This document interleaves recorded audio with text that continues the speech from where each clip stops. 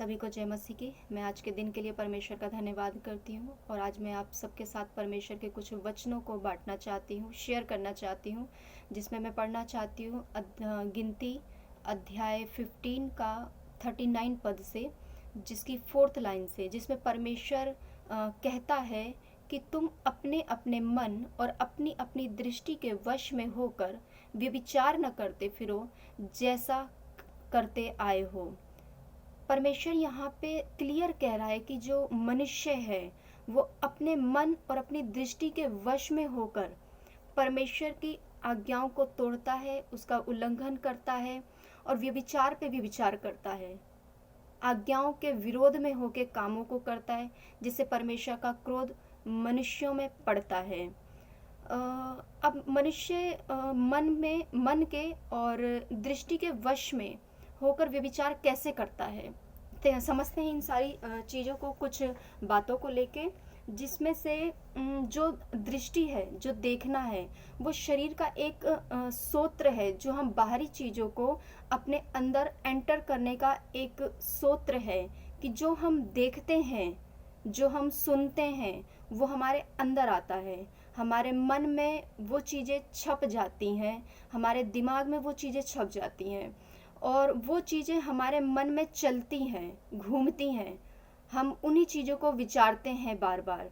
और जो चीज़ें हम विचारते हैं हमारे मन में रहती हैं, हम फिर उसी हिसाब से उन कामों को करना चाहते हैं और करते भी हैं। जैसे कि देखते हैं, हम लोगों को देखते हैं कि लोग दूसरों की तरक्की को देख के जेलस कर जाते हैं, ईर्ष्या करते हैं, और जब ये भाव उन लोगों के अंदर आता है, मनुष्य के अंदर आता है, तो वो कई लोग ऐसे होते हैं कि जो बुरी युक्तियों को अपनाते हैं और जो सक्सेस में चल रहे हैं लोग, उनको गिराने की कोशिश करते हैं, उन युक्तियों को अपनाते हैं दूसरों को गिराने के लिए। जब ये चीज़ें हम एक्टिविटी में लेकर आते हैं तो ऑब्वियसली हम परमेश्वर की आज्ञा का उल्लंघन कर रहे हैं। इसी तरह से कुछ चीज़ें और हैं कि जैसे हम आज के ट्रेड में बहुत चलता है कि जो चीज़ दूसरे के पास है उस चीज़ को देख लेते हैं, अच्छी लगती है तो हम वही चीज़ें लेना चाहते हैं, चाहे वो हमारे लाभ की हो चाहे ना हो, लेकिन सिर्फ देखने के कारण कि वो चीज़ें हमें अच्छी लग रही हैं। कईयों को किसी का लुक पसंद आ जाता है, कपड़े पसंद आ जाते हैं, घर का सामान पसंद आ जाता है, और वही चीज़ हमारे मन में ऐसी बैठ जाती है कि अगर उसके पास भी है तो मेरे पास भी होनी चाहिए, चाहे वो हमारी यूज़ की हो चाहे ना हो, हम उन चीज़ों को लेना चाहते हैं। और परमेश्वर की 10 आज्ञाओं में ये आज्ञा हम यहाँ पे तोड़ देते हैं कि परमेश्वर कहता है अपने वचन में 10 आज्ञाओं में कि किसी की वस्तुओं का लालच ना रखना। इस तरह के भाव हमारे अंदर देखने के कारण आ जाते हैं।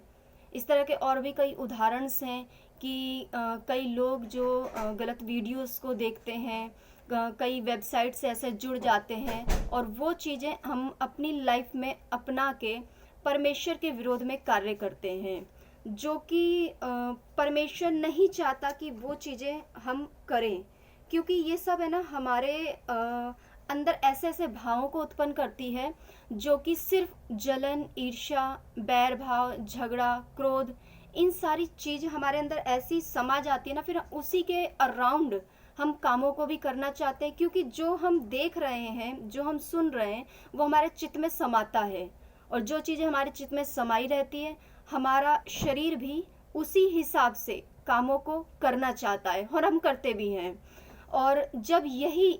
बातों को, भावों को हम अपना के हम आगे बढ़ते हैं, हम वहाँ पे परमेश्वर की आज्ञाओं को तोड़ते हैं, परमेश्वर के क्रोध को मौका देते हैं कि परमेश्वर का क्रोध हम पर भड़के। परमेश्वर नहीं चाहता कि ये सारी चीज़ें हमारे जीवन में हो, बल्कि वो चाहता है कि हम इन सारे स्वभाव से फिर जाएं, क्योंकि परमेश्वर पवित्र है और हम परमेश्वर की संतान चुने हुए हैं,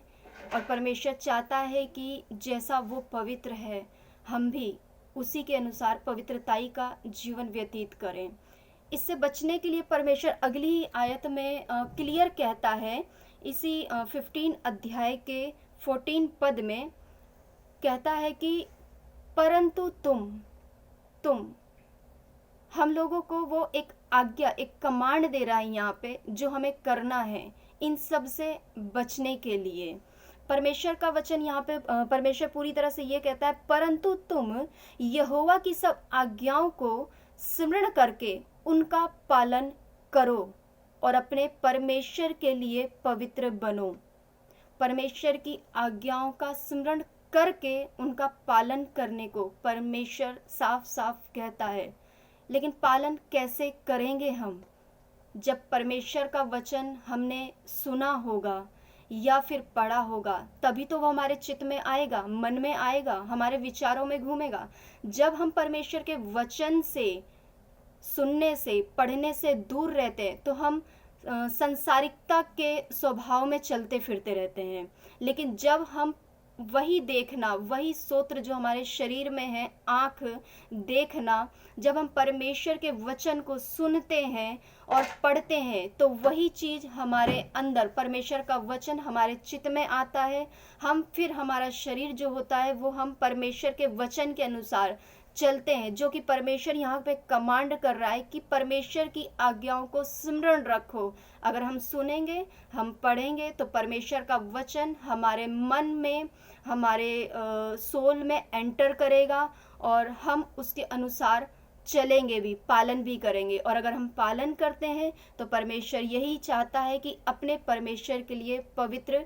बने रहो।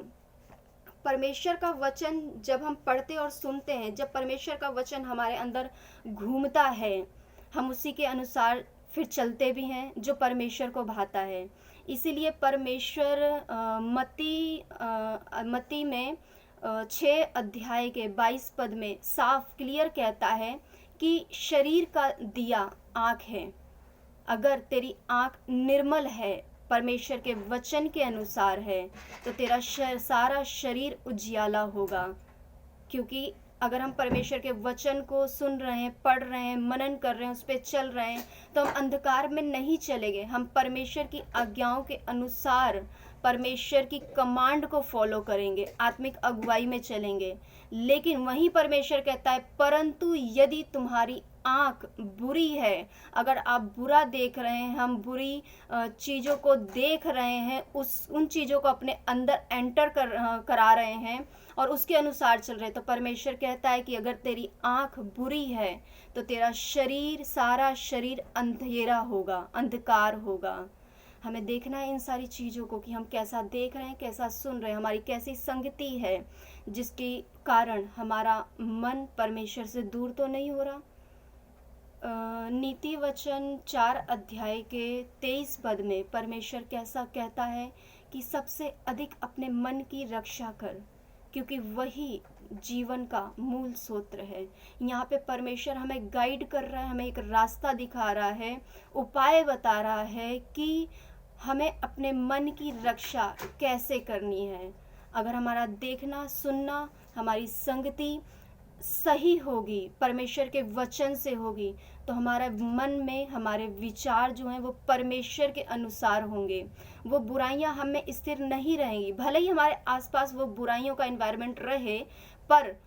परमेश्वर का वचन हमारे अंदर है तो वो बुराइयां हमारे अंदर ठहर नहीं पाएंगी।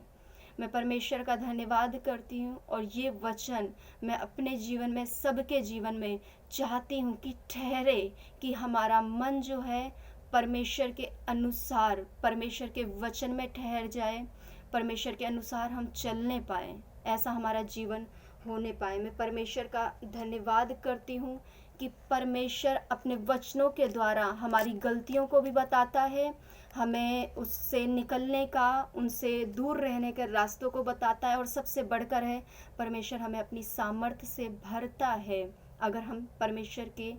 वचनों के थ्रू चलना चाहते हैं। मैं धन्यवाद करती हूँ आज के वचन के लिए कि परमेश्वर ने इन वचनों को मुझे शेयर करने का मौका दिया, और विश्वास करती हूँ परमेश्वर का ये वचन हर एक परमेश्वर के बेटा और बेटी में ठहर जाए, सोल में ठहर जाए, कि हम परमेश्वर के अनुसार चलने पाए। सभी को जय मसीह की। परमेश्वर का अनुग्रह सभी लोगों पे बना रहे। यीशु के नाम में मांगते हैं, आमीन।